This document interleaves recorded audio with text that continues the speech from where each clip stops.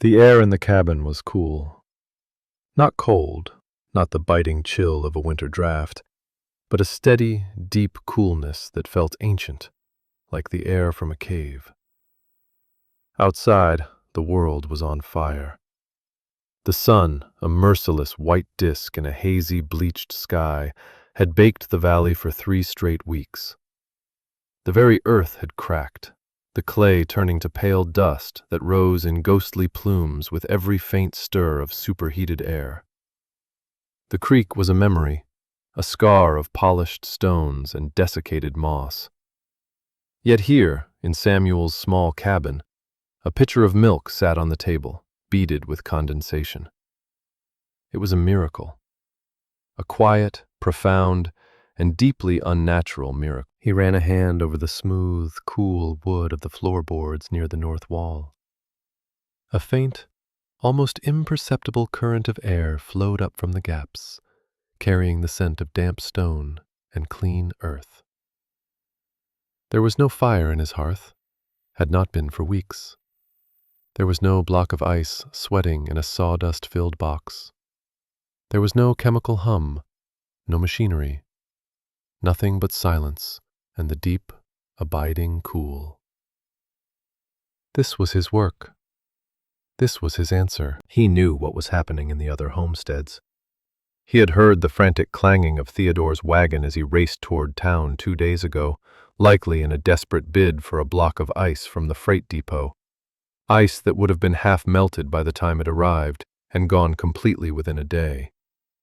He could imagine the scene in Theodore's cabin, the stench of souring milk, the frantic work of turning meat into jerky before it rotted, the shallow root cellar radiating a musty heat. He could imagine the fear. He knew that fear intimately. It had a taste, coppery and stale, the taste of helplessness. It was a taste he had sworn he would never know again. Samuel walked to the small pantry, a space no larger than a closet, and opened the heavy insulated door. A wave of profound cold washed over him, a stark contrast to the oppressive warmth of the main cabin. It was the cold of a deep well, the cold of bedrock.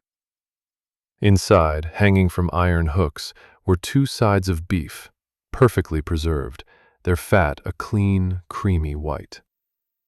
On a slate shelf below sat wheels of cheese, a crock of butter firm to the touch, and the rest of the day's milk.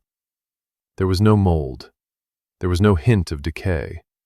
Just the clean, crisp smell of preserved food. He closed the door, the triple latch system engaging with a solid, satisfying thud. The system held.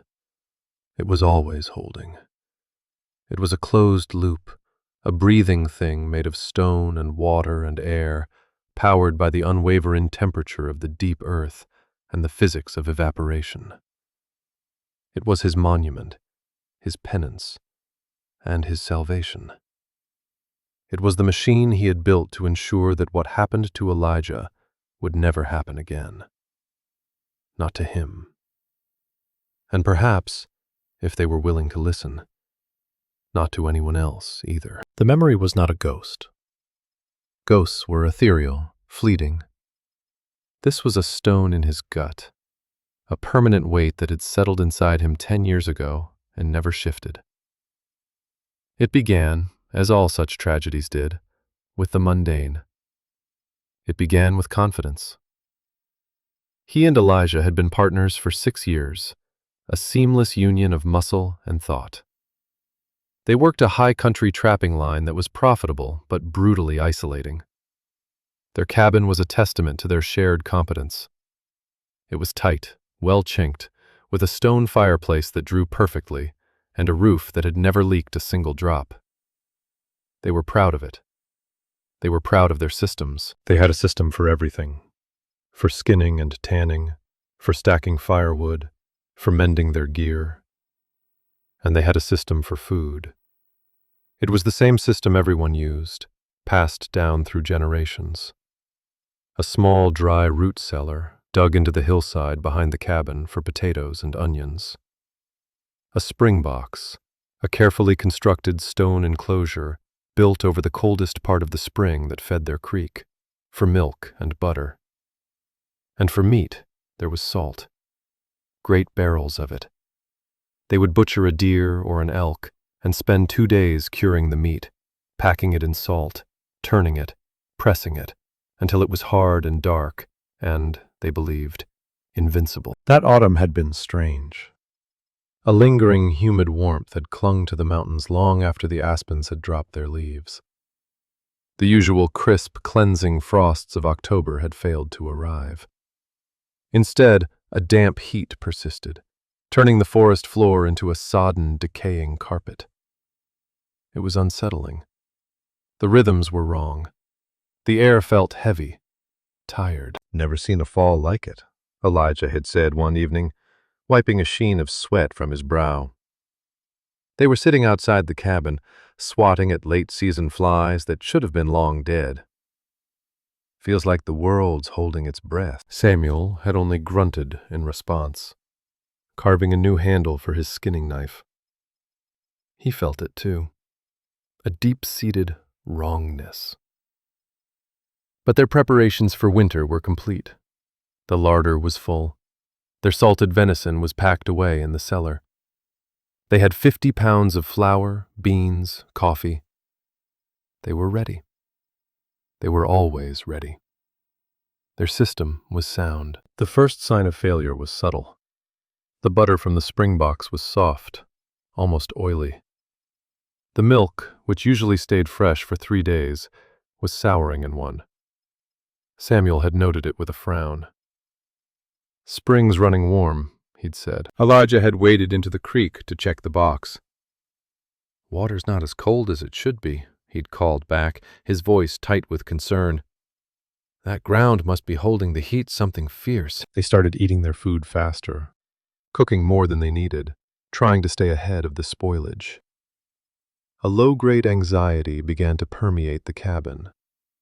They checked the spring box daily, then twice a day. They restacked the potatoes in the root cellar, picking out the few that were showing soft spots, a month too early. The system was showing cracks. The real trouble started with the venison. Samuel had gone to the cellar to pull a salted haunch for their dinner. The air in the small subterranean space was not cool and dry as it should have been. It was humid, thick with the smell of damp earth and something else. Something cloying and vaguely sweet. He held his lantern high. A faint, slick sheen covered the surface of the meat in the open barrel. He touched it. It was slimy. "Elijah," he had called, his voice flat. Elijah came down the stone steps, his face already a mask of worry. He saw the meat, smelled the air, and a curse escaped his lips. The salt didn't take right. Too much dampness in the air. It never had a chance to form a proper crust. They spent the next day unpacking every piece of meat. Some of it was fine, hard and dry, but nearly a third of their winter supply was compromised.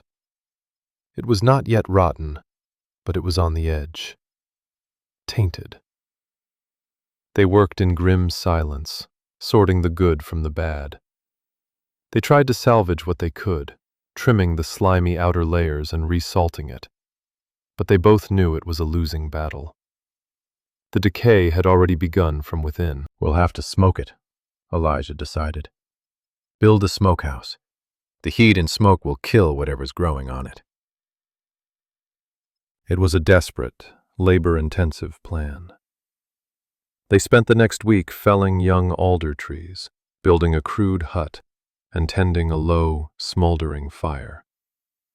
The cloying smell of the tainted meat now mingled with the acrid smoke, hanging over their small clearing like a shroud. They worked from dawn until dusk, their hands stained, their eyes watering, their nerves frayed.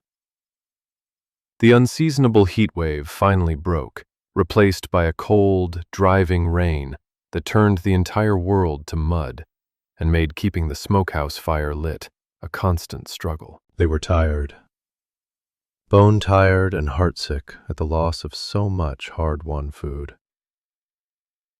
One evening, after a grueling day in the rain, Elijah was frying up some of the newly smoked venison for their dinner.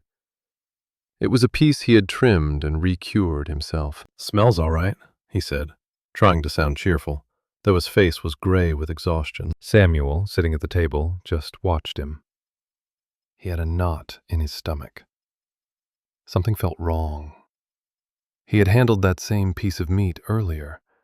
He had seen a faint, greenish tinge near the bone that Elijah, in his haste, might have missed. "Maybe we should eat the beans tonight, Eli," Samuel said quietly. "Let that meat rest a day." Elijah's pride, already wounded by the failure of their preservation system, bristled. He was the elder, the more experienced woodsman. He had been salting meat since before Samuel could walk. "It's fine, Sam. I trimmed it myself. The smoke cured it. We can't live on beans all winter." He speared a piece from the pan and ate it, chewing defiantly. "See? It's perfect." He offered the pan to Samuel. Samuel shook his head. "I'm not hungry." That was the moment. The fork in the road. A simple choice, born of pride on one side and a vague, gnawing intuition on the other. It was not skill that saved Samuel. It was not wisdom. It was a random flicker of doubt. It was luck. Horrible, arbitrary luck. Elijah woke up just after midnight, cramping. By dawn, he was vomiting violently. By noon, he was delirious with fever, his body racked with tremors. Samuel knew, with a certainty that chilled him to the marrow, what was happening. It was the meat. The poison was inside him. He did everything he could. He boiled water, tried to force it between Elijah's cracked lips. He bathed his friend's burning forehead with cool rags from the now cold spring. But there was nothing to be done. The poison had too much of a head start.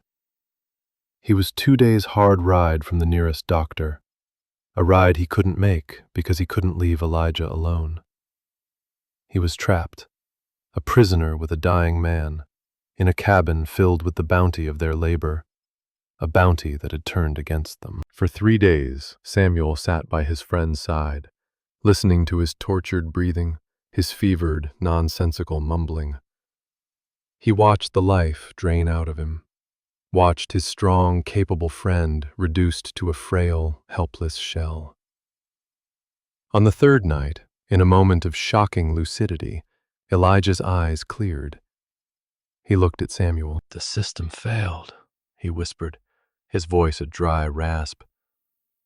"It wasn't enough." Then his eyes clouded over again, and an hour later, he was gone. Samuel sat with the body for a full day, the silence in the cabin a crushing weight. The system had failed. It wasn't bad luck. It wasn't a freak occurrence. It was the system. The time-honored, trusted, traditional system of root cellars and spring boxes and salted meat was a gamble. And this time, they had lost. The world was changing. The weather was no longer predictable. The old ways were built on a foundation of assumptions that were cracking beneath their feet. Adequacy was a myth. There was only success or failure, life or death. He buried Elijah on the ridge overlooking the valley. He used Elijah's own spade, the one with the handle he'd been so proud of. Then he went back to the cabin, took all the remaining meat, the good, the bad, the smoked, and hurled it into the deepest part of the woods for the scavengers. He packed a small bag with flour, beans, and coffee. He looked at the cabin one last time, this monument to a flawed competence, and walked away. He did not look back. He was no longer a trapper. He was a man with a single, consuming question: how to build a system that could not fail. The grief was a fog for the first few months. a thick, disorienting haze through which he moved without purpose. But beneath the fog, Elijah's last words echoed. The system failed. It became his mantra, the lens through which he now saw the world. He began to look at things not for what they were, but for how they worked. Or more often, how they failed. He took odd jobs, working for his keep, drifting through settlements and homesteads. He wasn't looking for a new life. He was conducting research. When he helped a farmer dig a new root cellar, he wasn't just moving dirt. He was measuring. He carried a thermometer with him, a small, precious instrument he'd bought in a dusty general store. He would measure the air temperature outside, then the temperature inside the cellar. He kept a small, leather-bound notebook, filling it with meticulous entries. October 12th, Miller Farm. Cellar depth, 6 feet. Soil, sandy loam. Temp outside, 68 degrees. Temp inside, 61 degrees. Note, smell of mildew, potatoes sprouting prematurely. He talked to people, but his questions were strange. He didn't ask about crop prices or local gossip. He asked about rot. He asked about spoilage. How long does your milk keep in the summer? He would ask a farmer's wife. Ever lose a batch of salted pork? Why do you think that was? Most people found him odd, a quiet, intense man obsessed with decay. They answered his questions with a shrug.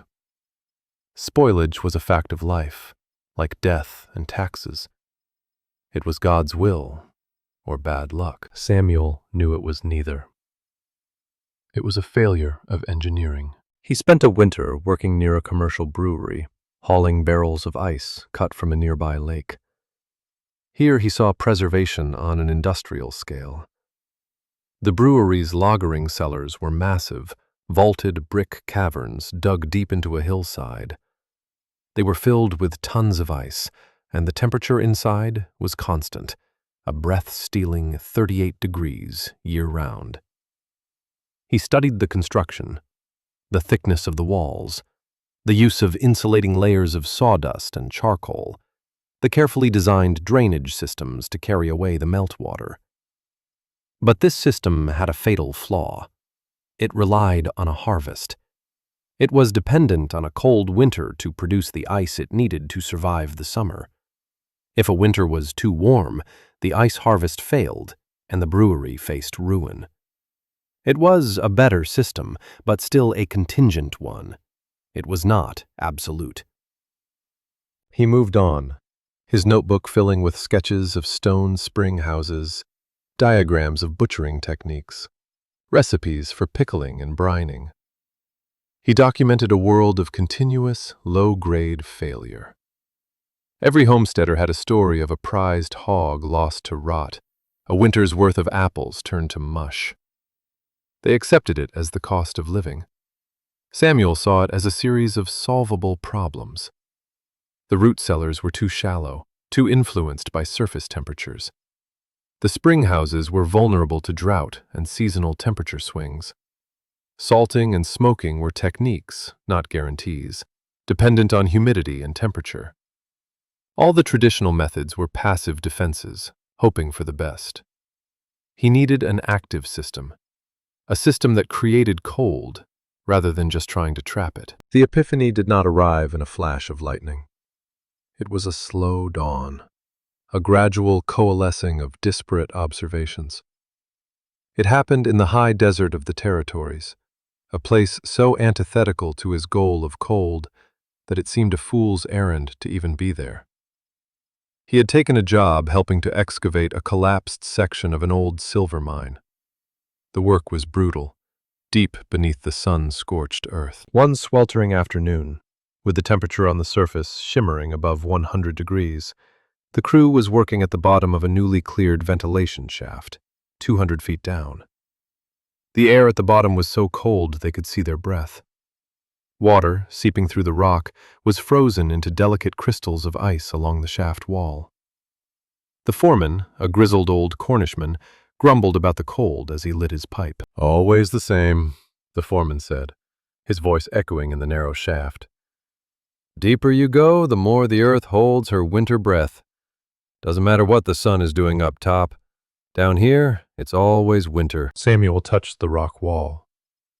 It was cold, a deep, profound cold that seemed to leach the heat from his very bones. This was the first piece of the puzzle. Thermal mass. The sheer, immense, unchangeable bulk of the planet. The brewery cellars tried to replicate this with thick walls, but it was a pale imitation. To truly escape the influence of the sun, you had to go deep. Deeper than a root cellar. Deeper than anyone thought was necessary. You had to burrow into the Earth's permanent thermal reservoir. The second piece came a week later, in a dusty, sun-baked mission town. He was sitting in the shade of an adobe wall, sketching the mine shaft in his notebook, trying to work out the physics of it. A woman came out of a nearby house carrying a clay jug, an olla. The jug was unglazed, dark with moisture on its outer surface, even though it hadn't been raining for months. She set it in a shaded, breezy spot. Curious, Samuel approached her. "Forgive me, ma'am. I see your jug is wet. Is it leaking?" The woman, old and weathered as the land itself, smiled. "No, son. It sweats. That is its purpose. The water seeps through the clay and the wind drinks it.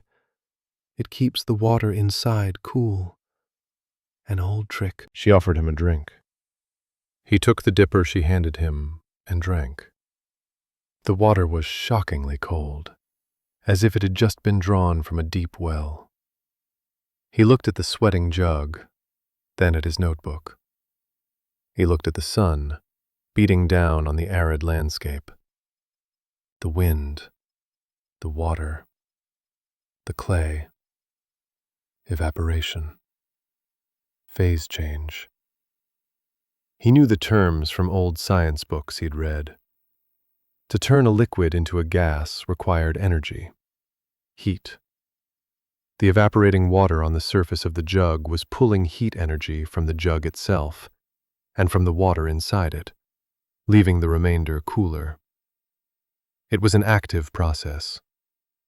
It was a pump. A heat pump, powered by dry air, thermal mass, and evaporative cooling. The mine shaft and the sweating jug. The two ideas collided in his mind. What if you could combine them? What if you built a chamber deep in the earth, in that zone of permanent cold? And what if, instead of just letting it sit there, you actively ventilated it?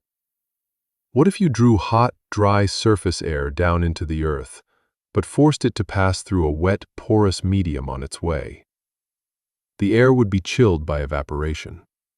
This newly cold, dense air would then sink, displacing the warmer air in the chamber, which would be forced out through a second, taller exhaust shaft.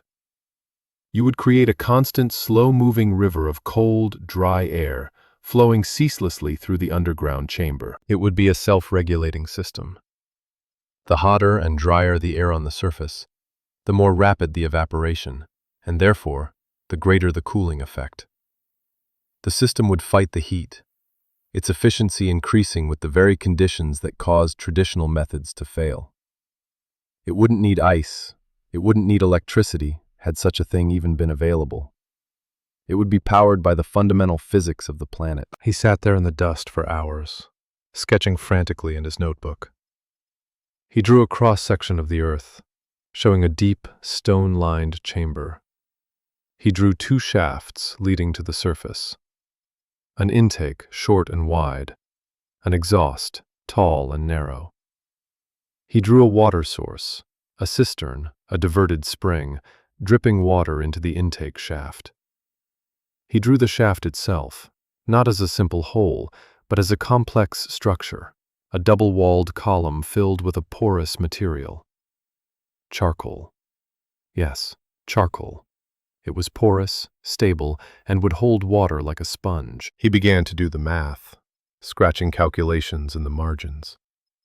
He estimated thermal conductivity of the soil, airflow rates based on temperature and density differentials, the latent heat of vaporization for water. It was a complex dance of thermodynamics and fluid dynamics, but the principles were sound. It would work. It had to work. He had his theory. He had his design. He had spent 9 years wandering, observing, and learning from the failures of others. Now it was time to build. He closed the notebook. His period of mourning, of aimless wandering, was over. He now had a purpose as solid and as deep as the bedrock he planned to conquer. He would build a machine to honor Elijah. He would build a system that could not fail. Finding the right location took him an entire year. He was not looking for good farmland or abundant timber. He was prospecting for a very specific combination of geological and hydrological features. He needed a steep, north-facing hillside to minimize solar heat gain. He needed deep, stable soil, preferably heavy clay over bedrock, to ensure the structural integrity of a deep excavation. Most importantly, he needed a reliable, year-round source of water, positioned above the site, that could be fed into the system by gravity alone. He finally found it in a small, overlooked valley, a place the first wave of settlers had passed over for its rocky soil and lack of wide-open pasture. But for Samuel's purposes, it was perfect. A sharp ridge cast a long shadow over a slope of dense gray clay. 50 yards up the slope, a small, persistent spring emerged from a fissure in the rock, a trickle of water that had never been known to fail, even in the driest summers. This was the place. He bought the 40-acre parcel for a pittance from a land speculator who was happy to be rid of it. The other homesteaders in the valley, a handful of families scratching a living from the better land downstream, watched him with detached curiosity. They saw a man of indeterminate age, quiet and intense, who had bought what they considered the most useless piece of ground in the county. His first task was to build a small, temporary cabin. It was a simple, functional structure, built with speed rather than comfort in mind. Just a place to sleep and shelter from the rain. All his real energy, his true focus, was on the ground beside it. He marked out a 10 by 10 foot square on the steepest part of the slope. And then he began to dig. He did not hire help. This was his work alone. Every shovelful of earth was a penance. Every swing of the pickaxe an act of devotion. The local men, like Theodore, a pragmatic and successful farmer whose land bordered his, would sometimes stop by on their way to town. They would watch him for a few minutes, this solitary figure laboring in a deepening pit. "Building a root cellar, are you?" Theodore asked one afternoon, leaning on the fence line. "Something like that," Samuel replied without stopping, his shovel slicing into the dense clay. "Seems a bit deep for potatoes," Theodore observed, a note of amusement in his voice. By then, the pit was already 8 feet deep, well past the point of any conventional cellar. "You strike water down there, you'll have yourself a well, not a cellar." "The water will be managed," Samuel said. Theodore just shook his head and rode on. The consensus in the valley was that the newcomer was touched by some private madness. Harmless, but mad. They called his project Samuel's Folly. The digging consumed him for an entire summer. The topsoil gave way to clay, which gave way to shale. He used pry bars and wedges to break the rock, hauling it out of the pit with a simple wooden crane and a bucket. He went down 10 feet, then 12, then 15. The air at the bottom grew cool and still. He was no longer digging a cellar. He was excavating a chamber. At 20 feet, he hit the water table. A slow, steady seepage began to fill the bottom of the pit. This was what Theodore had warned against. But for Samuel, it was part of the plan. He spent a week lining the very bottom of the pit with carefully graded gravel and sinking a terracotta pipe that led out to the downslope, creating a French drain that would forever keep the floor of his chamber dry. The water was not an obstacle. It was a resource to be managed and diverted. Once the chamber was dug and the drainage laid, he began the stonework. He did not use rough fieldstone as one would for a simple retaining wall. He became a quarryman, searching the hillsides for slabs of flat, dense granite. He shaped each stone with a hammer and chisel, squaring the edges, ensuring a tight fit. The walls of his chamber rose slowly, meticulously, a masterpiece of dry stack construction, with each stone interlocking perfectly with its neighbors. It was the work of a jeweler, done on the scale of a giant. While the chamber was the heart of the system, the shafts were its lungs, and it was here that Samuel's obsession with detail reached its zenith. For the intake shaft, he built 2 concentric square walls of brick, leaving a 4-inch gap between them. This gap he packed with granulated charcoal, tamping it down until it was dense and compact. The inner wall was made of porous, low-fired bricks he had sourced at great expense from a specialty kiln, bricks designed to weep water. At the top of this shaft, he built a small cistern, a stone-lined box fed by a lead pipe running down from the spring. A simple valve system of his own design allowed a constant, controlled drip of water to seep into the charcoal-filled cavity, ensuring it remained perpetually damp. The exhaust shaft was different. It rose 15 feet above the ground, a tall, slender chimney built of dark, heat-absorbing slate. He wanted the sun to warm this column of air, to make it lighter, to increase the natural convection that would be the engine of his system. He capped it with a rotating cowl made of hammered sheet iron, a device he had seen on the ventilation shafts of ships. It would pivot with the wind, using any breeze to create a negative pressure zone at the top of the shaft, literally sucking the air out of the chamber below. The mockery from his neighbors grew with the scale of the project. His simple root cellar had become a bizarre stone tower and a squat brick bunker. It made no sense. It followed no known pattern of construction. "What in God's name is that for, Samuel?" Theodore asked one day, his patience finally worn thin by the sheer strangeness of it all. He had come over on the pretext of searching for a stray calf, but his real purpose was clear. He stood before the half-finished structure, his face a mixture of pity and exasperation. "This is a waste of good stone, and a whole year of your life. You could have built a proper barn in the time you've spent on this thing, whatever it is." Samuel paused in his work, methodically mixing a small batch of lime mortar.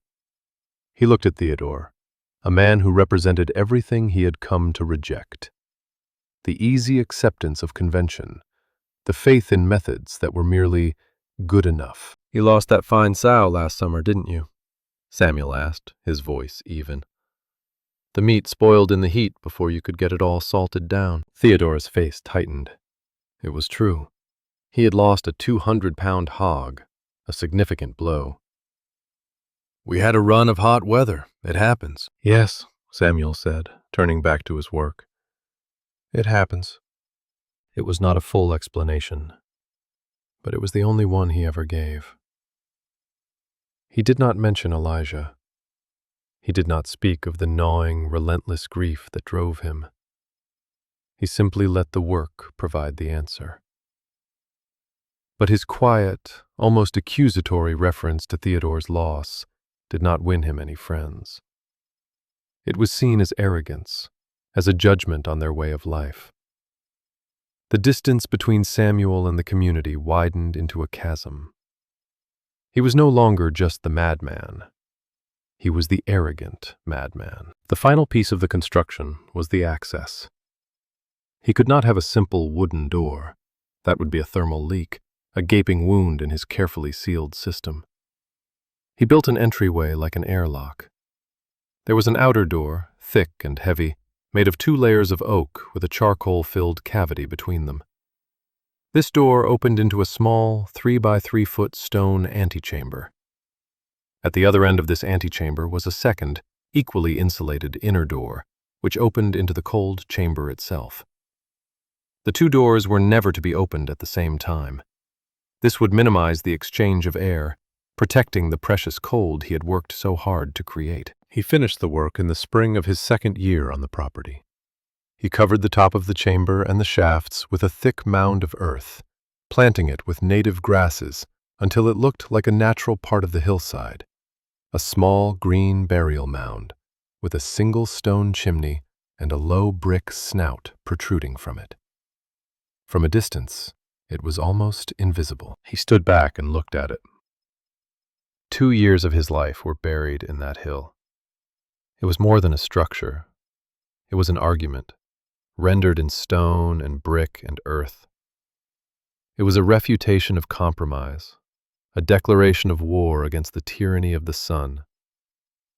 It was his promise to Elijah, finally fulfilled. Now all that was left was to see if it worked. The first test was deceptively simple. He opened the valve from the spring-fed cistern, allowing a slow trickle of water to begin saturating the charcoal lining of the intake shaft. He could hear the faint, satisfying hiss as the dry charcoal drank the water. He waited a full day for the system to prime, for the thermal dynamics to stabilize. The next morning, he lowered his thermometer on a long string down the exhaust shaft, a task he would repeat every morning and evening for the next year. The outdoor temperature that first day was a pleasant 72 degrees. He let the thermometer hang in the chamber for 10 minutes, then carefully hauled it up. He held it in his hand, his heart pounding with a mixture of hope and terror. The mercury read 41 degrees. A slow smile spread across his face. It was a difference of 31 degrees, achieved with nothing more than stone, water, and air. It was working. He began to keep a new section in his journal, a logbook of performance. 2 columns: outside temperature, chamber temperature. As the days grew warmer, the numbers became more and more astonishing.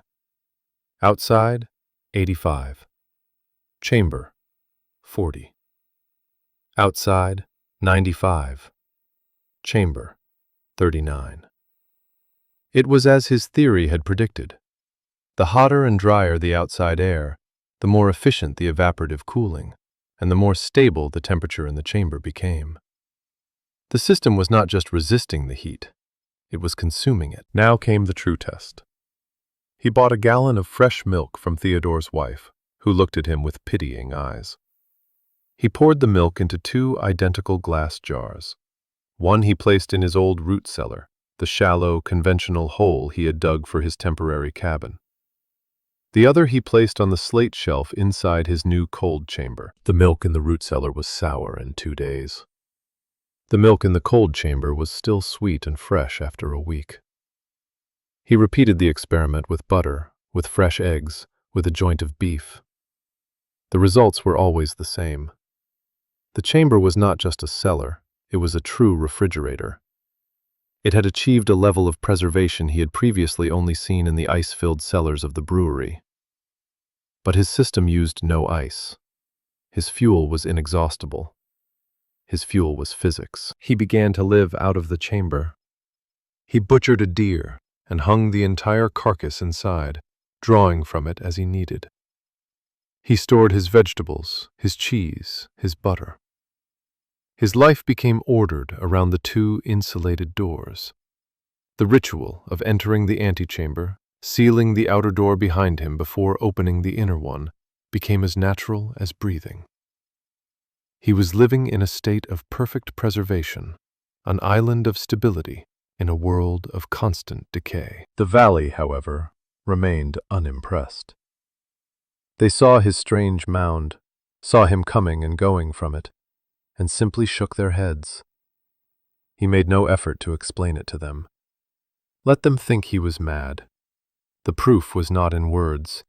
The proof was in the numbers in his logbook and the fresh milk on his table. He knew a test was coming, a real test. A day when good enough would fail, when the flimsy, luck-based systems of his neighbors would be pushed past their breaking point. He did not wish for it, but he knew it was inevitable. The world was not as stable as they believed.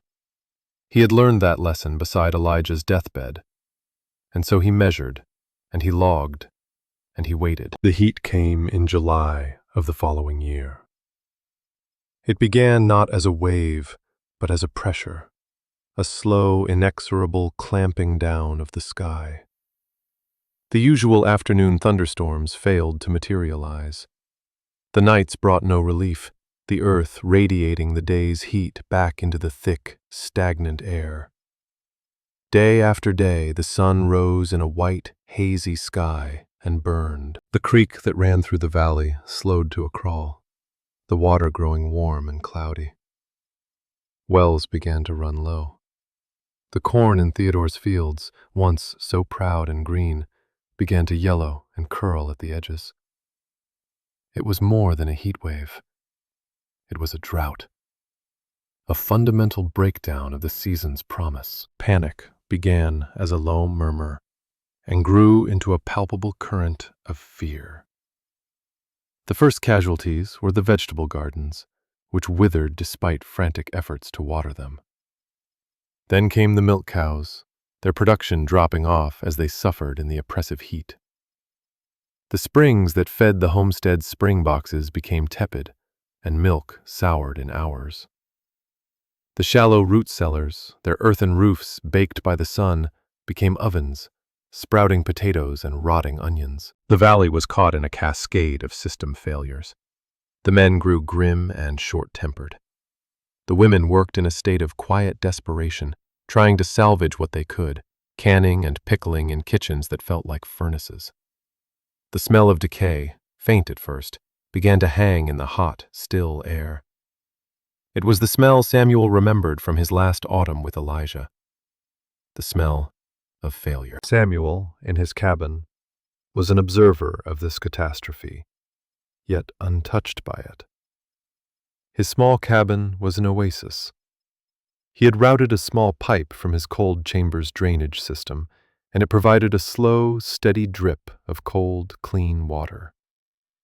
He had laid a section of his cabin floor directly over the chamber's roof, and the stone slab acted as a giant cooling element, keeping the interior temperature a good 20 degrees cooler than the outside air.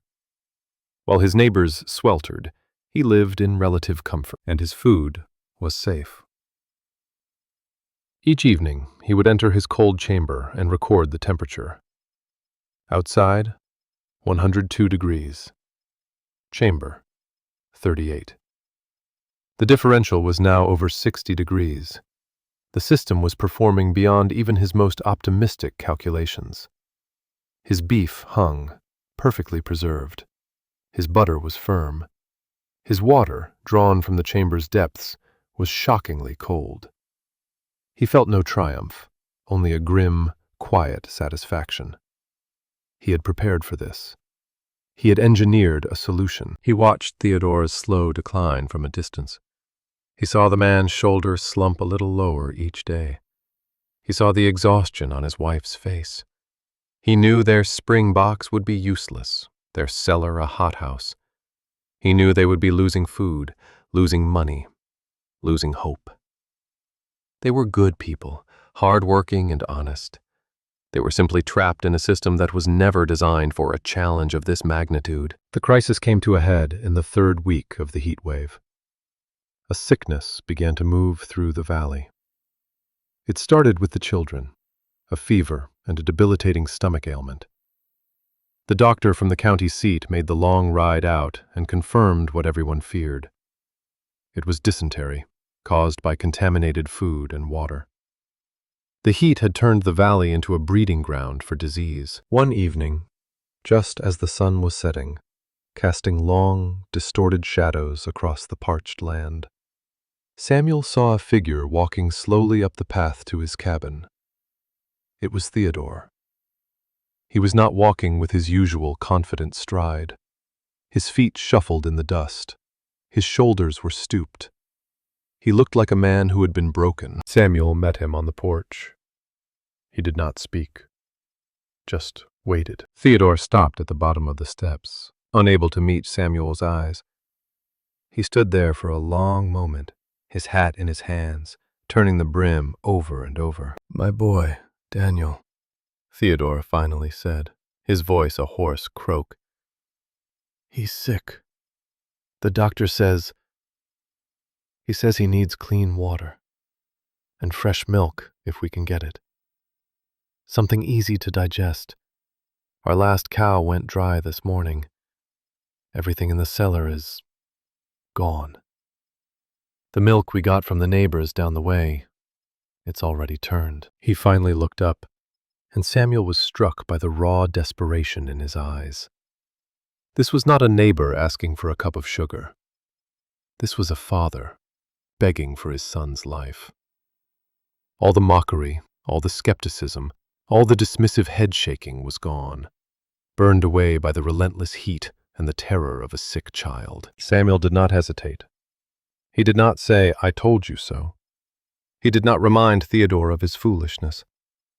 He saw in Theodore's face the same helpless agony he had felt as he sat by Elijah's side. "Wait here," Samuel said simply. He walked to the low mound on the hillside, Theodore watching him with a bewildered expression. Samuel unlatched the heavy outer door and stepped into the antechamber, pulling the door shut behind him. He waited a moment, then unlatched the inner door. A visible cloud of cold air billowed out into the scorching evening, swirling around his boots. It was as if he had opened a door to another season, another world.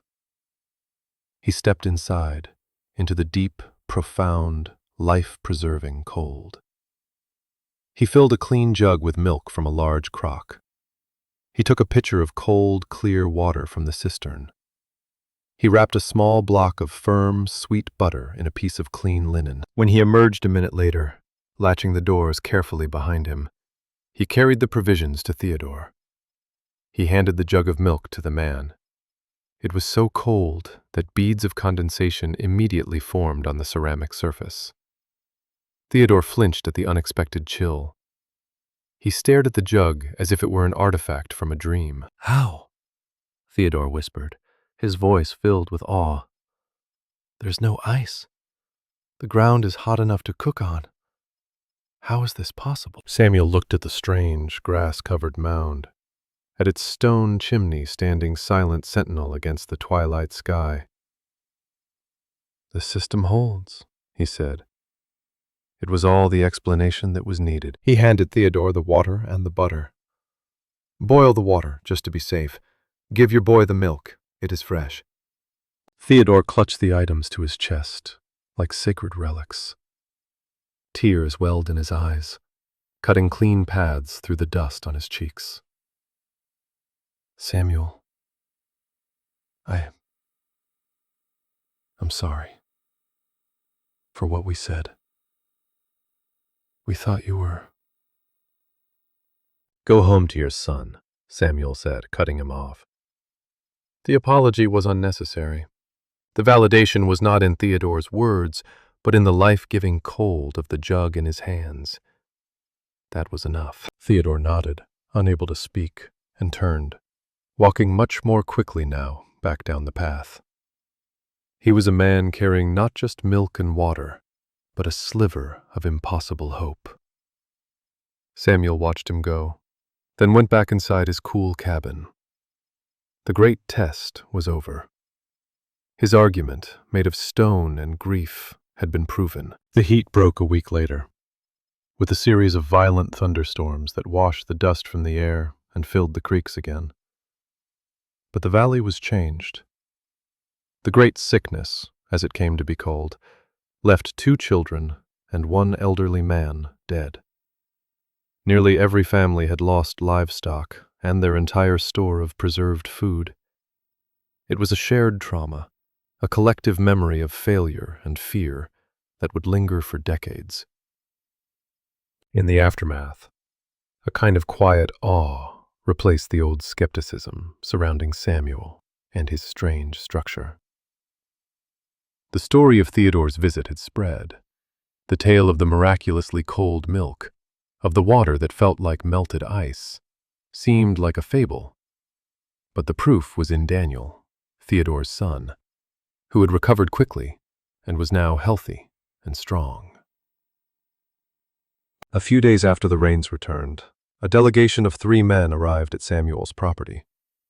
It was Theodore, along with 2 other senior homesteaders whose families had been hit hard by the sickness. They approached not with the casual confidence of neighbors, but with the formal solemnity of supplicants. Samuel met them by the entrance to the cold chamber. It was Theodore who spoke, his voice heavy with humility. "Samuel, we've come to ask for your help. What you've built here, it saved my boy's life. We were wrong to mock you. We were fools, content with the old ways, and we paid a heavy price for it. We ask you to teach us, show us how to build this, so that what happened this summer never happens again." Samuel looked at their faces, earnest and stripped of all pride. He saw not just a desire to copy his design, but a genuine hunger to understand it. He thought of Elijah, of his last words. The system failed. He had built a better system for himself, to quiet the ghosts of his own past. But perhaps the final act of honoring his friend was not to hoard that knowledge, but to share it. He nodded slowly. "I will show you." For the rest of that autumn, Samuel's folly became Samuel's school. He did not just give them plans, he taught them principles. He took them into the chamber, had them feel the profound, steady cold. He explained the concept of thermal mass using the analogy of the deep mine shaft. He demonstrated evaporative cooling with a wet cloth in the wind. He walked them through his calculations, explaining the delicate balance of airflow, temperature differential, and humidity that made the system work. He gave them his journal, the one filled with years of observations and sketches. "Every location is different," he told them, his voice taking on the patient tone of a teacher. "You cannot simply copy what I have done here. You must understand the land. You must find the right slope, the right soil, the right water source. The principles are universal, but the application must be specific." They listened. They learned. The following spring, 2 new excavations began in the valley, on the north slopes of Theodore's and another man's property. They were not exact copies of Samuel's design. Theodore, having more manpower, opted for a larger chamber. The other man, having a less reliable spring, designed a larger rooftop cistern to collect rainwater. They adapted. They innovated. Samuel would visit their sites, offering quiet advice, correcting an angle on an exhaust shaft, suggesting a better stone for a retaining wall. He became a respected, if still enigmatic, figure in the community he had once been so separate from. Over the next decade, a dozen more deep cellars, as they came to be known, were built throughout the region. The designs evolved, adapting to local materials and needs. They became a signature feature of the local architecture, a testament to a hard-won lesson. The stories of the Great Sickness of '88 were told to the next generation not just as a tragedy, but as the impetus for an innovation that had made them all safer, more resilient. The world continued to turn, and the larger currents of history eventually reached Samuel's quiet valley. The railroad punched a line through the county seat, 20 miles to the east. With the railroad came commerce, and with commerce came manufactured goods. A commercial ice plant was built in town, and soon wagons loaded with sawdust-packed blocks of ice became a common sight on the roads. For those who could afford it, refrigeration no longer had to be grown from the earth. It could be bought. The deep cellars were not abandoned. They were still more reliable and cost nothing to operate. But the urgency of their purpose began to fade. They became a part of the background, a feature of the old way of life. One day, nearly 15 years after he had first broken ground on his hillside, Samuel sold his property to a young family just arriving from the east. He sold it, including the cabin and the deep cellar, for a fair price. The new family marveled at the strange, grass-covered mound and the wonderful cold it produced, accepting it as a curious local custom. Samuel packed a single bag, the same one he had carried when he walked away from the trapping cabin all those years ago. His work was done. The knowledge was safe. It no longer belonged to him. It belonged to the community. The wound that had driven him for so long had finally scarred over. It was no longer a gaping hole, but a quiet, settled part of his past. He left without ceremony, without fanfare. He took a train west, into new territory where his name and his story were unknown. He bought a small plot of land in a green, gentle country of rolling hills and constant rain, a place where the sun was a welcome visitor, not a relentless tyrant. He became a farmer. He raised sheep, tended an apple orchard, and lived a life of quiet, unremarkable peace. He never spoke of his time in the valley, of the great heat, or of the cold chamber he had built with his own hands. He never built another one. There was no need. The problem he had set out to solve did not exist here. His neighbors knew him as a quiet, capable man, a good farmer, a man who seemed content with the simple rhythms of the seasons. He died of old age in his own bed, his passing noted only by a small, simple stone in the local churchyard. His obituary made no mention of his true life's work, of his revolutionary contribution to the art of survival, but his legacy endured, anonymously. The deep cellars of that valley and the surrounding region became legendary. For 50 years, until the advent of rural electrification brought the hum of the modern refrigerator, they were the silent, unseen guarantors of life. They saved countless families during the droughts of the 1890s and the searing heat waves of the early 20th century. The principles of their design were passed down from father to son, becoming a piece of ingrained folk wisdom. The stories of their origin became muddled, attributed to a mysterious stranger, or to the collective wisdom of the founding settlers. The name of Samuel, the grieving engineer, was forgotten. His personal contribution faded completely into the tapestry of local history, his innovation absorbed into the anonymous wisdom of the people. He had sought not fame, but a solution, and in the end, he had achieved the purest form of success, an idea so powerful and so true that it no longer needed its creator. It simply was.